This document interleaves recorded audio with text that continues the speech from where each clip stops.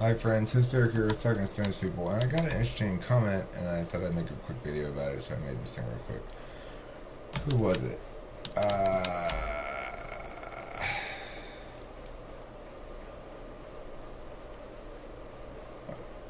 in the process of leaving a response to that, but I never did.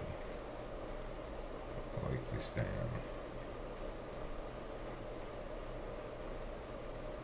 Jay Stewart, you're getting your wish fulfilled right now.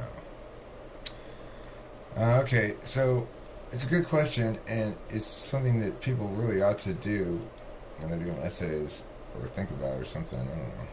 I used to be an English teacher. First of all, debate case structure. The preconditions here, you have to have a resolution that's either suitable for plan or testing-based debate. Plan-based says you're advocating for something or negating someone's specific advocacy. Testing-based says you're saying something's true or not true. You also need to have a side to your advocacy, either AF or neg. First, let's look at a truth testing case. If you're arguing about a resolution that's not advocating a specific action beyond agreement that something is true or not true, you're arguing a truth testing case. It's sometimes called value debate. Under a truth testing paradigm, AF and neg each run the same kind of case, at least in terms of case structure. So, for example, states with stand your ground laws should rescind those laws. That would be a truth testing based resolution mostly, because it's not really asking you to come up with a plan for how to rescind those laws. It's just saying the plan's already in place as a general idea, but not as a specific plan. So in this case, we're going to use as an example something that might be an essay topic or something. Reliance upon slave labor was instrumental to the fall of Rome. If you're going to have this as an essay topic, you'd want to affirm or negate it, right? In this case, let's pretend we're affirming it. So first you want to define things. You're going to define instrumental as one of a small number of specific variables that were decisive, while others washed out in the mix.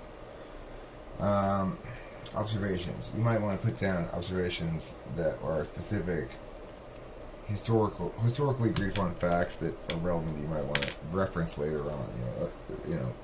Observation 1. From this period to this period, Rome was the mightiest military in the world and unbeatable. However, beginning in this period to this period, they became weakened dramatically and suffered invasions from various infidels or whatever. I don't know. Your criterion is going to explain how it is you're going to measure your own success against the resolution, whether or not you've affirmed it. So let's say I'm going to demonstrate instrumentality by comparing against hedonism as a relevant factor. So let's say you might argue that hedonism led to the downfall of Rome, but I'm going to say no, it wasn't hedonism. Hedonism was maybe not helping at all, but it wasn't instrumental, and we need to distinguish between things that are instrumental and things that are not. And the way we're going to distinguish it is I'm going to draw and show how this thing is so much more significant than this other thing. And I'm going to compare against. Yuck. Okay. Meta framework. This explains why we're using this mechanism of determining instrumentality. We have to compare against something to meaningfully establish instrumentality, and better off with the binary distinction, as most non-decisive developments probably get washed out in the mix. You're basically saying, I know I'm not really proving this, but this is how I'm going to prove this. And you can also make meta observations about how one ought to engage in this kind of discourse in general. Case body. Then you're going to have your body of your case. So that means, and each of these things will be basically a paragraph. Definitions, depending on how detailed you want to be, each of these things can be a paragraph as well, depending on how complex you want to add detail into. You don't have to have all of these things, obviously, but depending on the kind of essay you're writing, you might be well suited to include them. So here's what your case body is going to look like. Your contentions are built of these 4 to 5 things. Claim, warrant, impact, framework links. or claim warrant impact framework links and contention level links. If you got more than one thing on the flow already, you can reference things you previously did. So your basic claim in paragraph 1 would be like slave labor isn't a sustainable economic engine over time. Your warrant would be that it requires you to constantly conquer new people to bring in more labor because the existing labor dies or runs away or whatever. And the impact is that if your economy becomes subject to disruption anytime your army doesn't send back new slaves. And framework links explain how plunder subsumes hedonism. That in fact, hedonism or a tolerance for general debauchery is enabled by plunder. That you don't, because you're no longer having to do meaningful work to become successful or generate your own labor, generate your own wealth. Then you are prone towards hedonism because you don't see the link between work and impact or something like that. Contention 2, slave labor produces uprisings and revolts. This would presumably weaken the thing as well. I cite some examples where it weakened Rome and show how much weakening it did. Then again, compare against, you can compare with your framework links. You don't have to go back to the same criterion. You could compare against definitions or observations. Say, remember that I defined Mia as Mia, and this is a perfect example of why we need to define it like that or something like that, you know? Contention 3 through infinity are the same as 2. They've got just these, basically, an argument is a claim warrant and an impact, but the reality is there's this flow packing element to it where you need to link back to your framework and link back to other shit that's going on in the case body. And then after that, you're done. You know, it's like the key thing about it is making all this stuff explicit so that what you're doing fits together the full case. Now, if you were going to make an essay based on a plan, that would be a different matter. With plan-based debate, it's probably more useful to understand this stuff in terms of writing a debate case, because all of your contentions here in the case body of this kind of case can use these ideas. So you can say, no, we ought not affirm that statement because the problem that it asserts something about lacks inherency. Inherency, basically, if you're going to run a plan to do something, like let's say, I think that we should, we should invest more money into climate change reduction. Okay, so then that begs for a plan. It says, okay, well, what kind of climate change? It depends entirely on what kind of climate change reduction we're going to do. So let's say my plan is to breed sea otters and dump them into the ocean. Sea otters eat the sea anemones, which eat the kelp. More kelp means more carbon pulled out of the atmosphere. That's my plan, okay? Inherently, what problem requires solving? In this case, climate change. And what barriers to solvency exist in status quo? The fact that we keep generating more carbon and yada yada yada, all that stuff. So the inherency is not a problem here, because you could dispute my plan based on the fact that climate change isn't real or something like that, but that's a steep hill to climb. Or you'd be better off disputing it by saying it's going to solve itself. Here's the mechanism we haven't considered that's going to solve it by itself in 10 years. Once we reach a certain tipping point on carbon in the atmosphere, it actually has the opposite effect. Something like that, you know. You could attack it on inherency, but you're not going to get far on climate change because it has inherency. Solvency. How does your thing solve the problem? Well, it does solve the problem. Well, it makes it better. It makes it better by sequestering more carbon into the kelps. How does it solve it? Well, like I said, the sea otters eat the sea anemones, which eat the kelp. Therefore, kelp populations grow, which sucks up more carbon. How much does it cost? It's relatively inexpensive compared to most things, so the harms of it aren't going to be so bad in terms of costs. What resources require? Are there opportunity costs? In other words, should we spend those resources on something else? And then one thing I didn't put here, which I definitely should have, unintended consequences.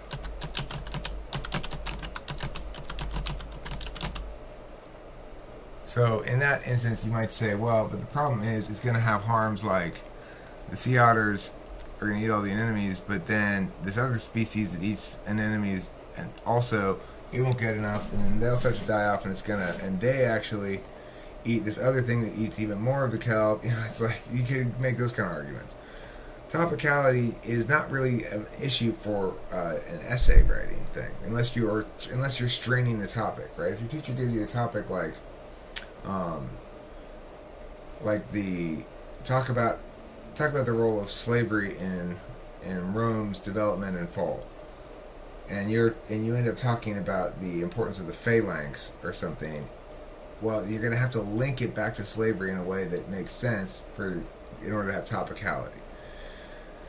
The nice thing about you only have one opponent though, which is the judge, and so the judge isn't an interested party presumably. Because the teacher is not an interested party in saying this essay, in negating your essay, right? They're not interested in negating you. So as a consequence, they're less likely to call topicality than if you were going up against somebody who was interested in negating you. If they're interested in negating you, even though your thing could be perfectly topical, they might say, no, that's not topical because of how we defined this little word in the resolution. And you're technically not topical, and therefore not topical, and therefore you lose.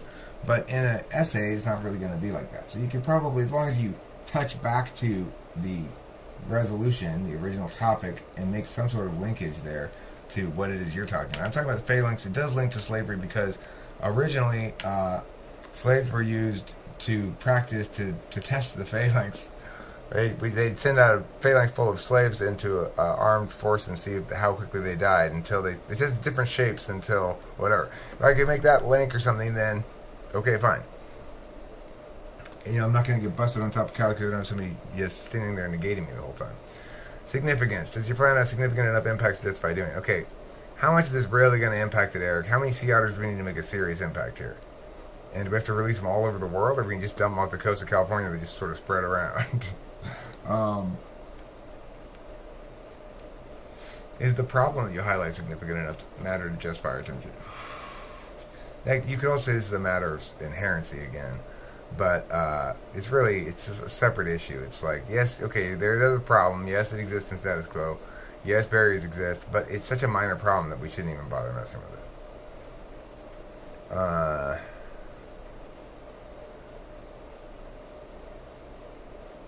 In fact, I argued significance today. It just made me think about this. My friend Dave came over. We were looking at the chicken coop, and he was like, I don't know if there's enough ventilation in there for the chickens during the heat of the summer. I said, well, they're not in there until nighttime. And he's like, yeah, they can still stay pretty hot at night. So there's a vent right here, and it's not airtight or anything. And he's like, yeah, but it stays pretty hot at night. I was like, okay, come on now. That's enough. That's ridiculous. These chickens are fine. They're spoiled.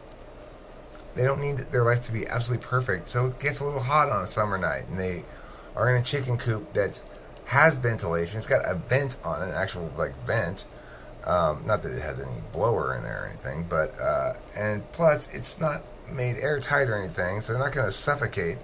Yeah, it'll be hot, but if it's 90 degrees outside, it's not going to be much hotter than 90 degrees inside, and they're not going to be much better off for getting more air in there, and it's just not significant enough to justify us making a change to the coop. So that was my only argument against it. Everything else was correct. I mean, the harms outweighed it, basically, was another issue. Harm and significance kind of get pushed together. This is why they don't use this anymore in debate. The shits. Solvency, harms, inherency, topicality, significance. But they used to use that as stock issues, they're called. A plan-based neg case. Neg cases in plan debate attack the F case directly, or the F debaters directly, or both. So it's not necessarily an ad hominem attack to say we should vote for me because you're debating badly or debating wrong or something. And that can be that's what I mean by attack the debaters. So burden. You can defeat an AF in plan debate by burden, saying you failed to uphold one of the stock issues. You're not topical. You didn't establish inherency. You didn't establish solvency. You didn't whatever. You can win by disads. You did all your work, but I established these disadvantages to what you're doing, and they outweigh the impacts of the positive impacts of your plan. Theory. You did everything you're supposed to be doing, but you also did this other thing that's cheating, so we should win. Like you ran multiple nibs for the neg as spikes. Nibs being necessary but insufficient burdens. Like to negate, you must first prove you're alive, you must then show that you're beyond, then you must then show that you're beyond, and then you can start doing your work. That would be you run a theory argument on that, basically saying don't vote on those nibs. Like, I don't need to meet all those burdens. They haven't met all those burdens themselves. They haven't warranted it or whatever. Ks, or critics, or critiques, as they're called, we should vote on stuff other than your plan. Look, I'm poor and black. I rode the bus here. I don't have a laptop. All I've got is these 3 sheets of paper. And these guys have private coaches, blah, blah, blah, blah, so you should vote for me.